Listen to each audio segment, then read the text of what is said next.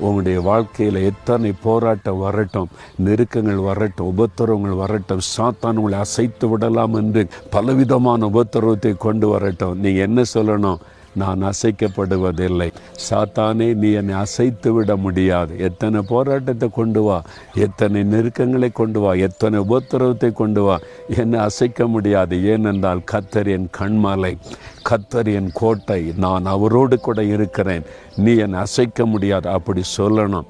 ஐயோ, நான் அசைஞ்சிட்டேன், சோர்ந்துட்டேன், பலவீனப்பட்டு அப்படி சொல்லாதங்க.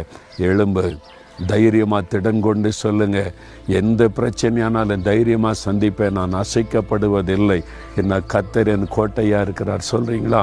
நீங்கள் சொல்லி பாருங்கள். பிசாசு நடுங்கிடுவான். பிரச்சனைகள் உங்களை கண்டு பயப்படும், போராட்டங்கள் உங்களை கண்டு பயப்படும், தானாய் விலகி போகும். எதுக்கு சோர்ந்து போய் இருக்கிறீங்க?